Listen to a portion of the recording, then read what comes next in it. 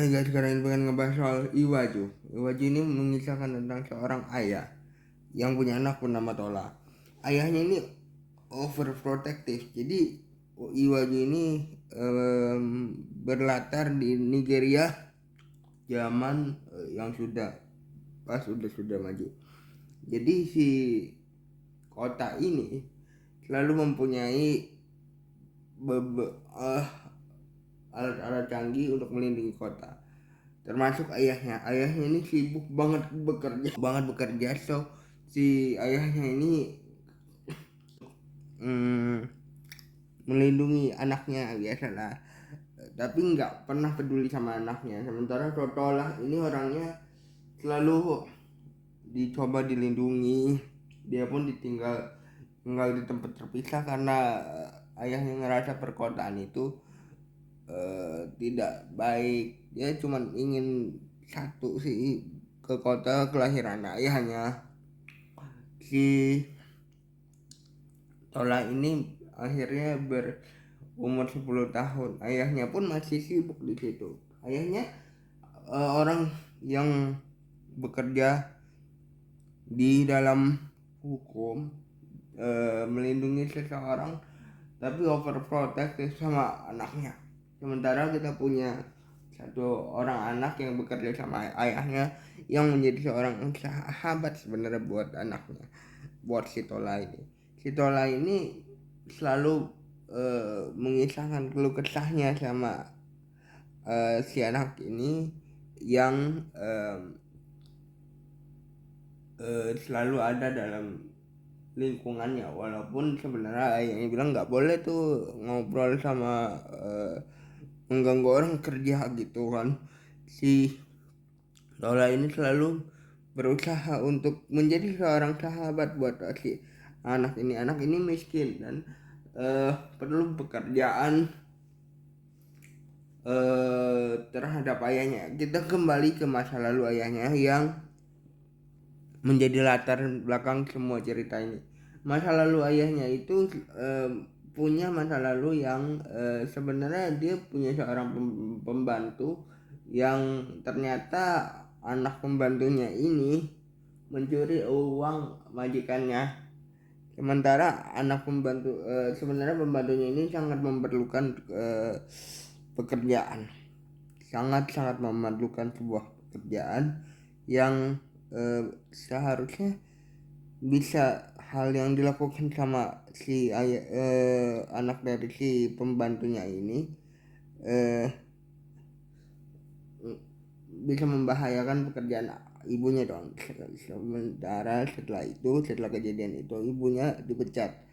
Anaknya ini singkat cerita sudah dewasa nih. Anaknya ini selalu ngerasa bahwa dunia itu memang tidak adil. Jadi dia menjadi seorang penjahat yang selalu mengincar si anaknya, ayahnya Tola ini, karena ayahnya Tola menjadi salah satu pengusaha terbaiklah seluruh Nigeria gitu ya.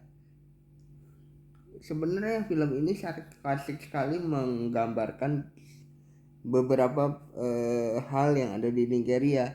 Di Nigeria itu kan ada beberapa, bukan cuma di Nigeria, sebenarnya di benua Afrika ini kan selalu kalau orang kaya kaya banget tapi orang miskin miskin banget kan. Nah, ketimpangan orang seperti itulah yang sebenarnya coba untuk digambarkan. Nah, si ayahnya Dola ini digambarkan sebagai orang kaya yang sibuk dan dari keluarga memang yang sudah kaya dari lahir gitu, sehingga ayahnya Tola ini ngerasa bahwa dia harus melindungi anaknya.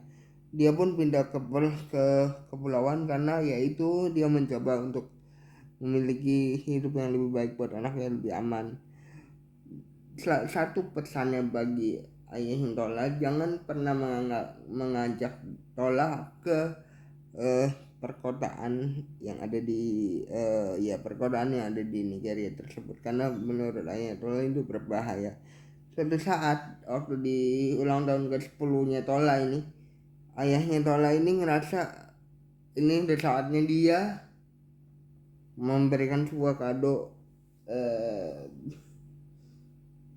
berupa kadal yang canggih. Ternyata itu adalah sebuah robot, tapi Tola tidak tahu itu untuk melindungi Tola.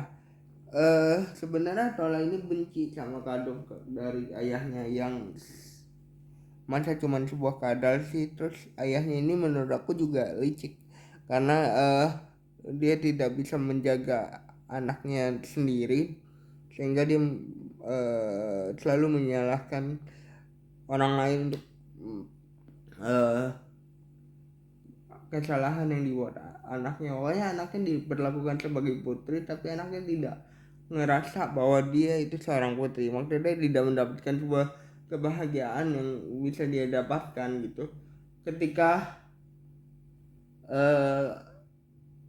anak yang aku ceritain sebagai pembantu orang kaya di Nigeria tersebut, atau dalam hal ini Ayatollah, itu adalah yang mencuri uang dari meja majikannya adalah penjahat di sini, penjahat di negara ini. So negara ini emang selalu berketimpangan antara si miskin dan si kaya tuh jauh banget gitu kan. Ketika kita ngomongin soal penjahat ini, motivasi penjahat ini adalah mencuri anak orang paling kaya di sana dan memanfaatkan dia untuk mendapatkan perusahaan. Ternyata penjahat ini punya kerjasama terselubung sama anak yang menjadi sahabatnya Tola ini, untuk memanfaatkan dia sebagai mata-mata di daerah atau di rumahnya si orang kaya ini. Sampai akhirnya dia diajak ke perkotaan dan ke daratan gitu ya, tidak lagi di pulau. Dan ternyata apa yang dikhawatirkan ini terjadi, apa yang dikhawatirkan sama ayahnya ini terjadi sebenarnya, bahwa si putrinya ini diculik. Dan di sisi lain si anak yang bekerja sama ayahnya ini ngerasa bahwa sahabatnya ini diculik dan ingin menyelamatkan sahabatnya. Tapi di sisi lain sebenarnya dia ngerasa bahwa apa ya, dia nggak dia harus melakukan ini karena ibunya memerlukan uang gitu. Nah itu yang digambarkan sama si series ini sebagai series yang orang bisa melakukan apa aja untuk mendapatkan uang, dan itu banyak banget terjadi di Afrika, bahkan di Indonesia pun banyak seperti itu. Si anak ini pun melaporkan si Tola ini bahwa Tola ini ada di bawah, artinya ada di perkotaan, sehingga Tola ini bisa ditangkap. Dan sebenarnya series ini sih kayak Home Alone gitu sih, ketika bagaimana seorang kadal yang canggih menyelamatkan si anak gitu yang diculik. Dan anak itu selalu mempunyai siasat, atau ayah itu selalu dimanfaatkan untuk penembusan si anak ini. Sebenarnya sederhana banget, tapi sebenarnya apa yang dibahas di series ini sangat dekat sekali dengan kehidupan kita gitu. Jadi jangan lupa like, comment, dan subscribe. Bye guys.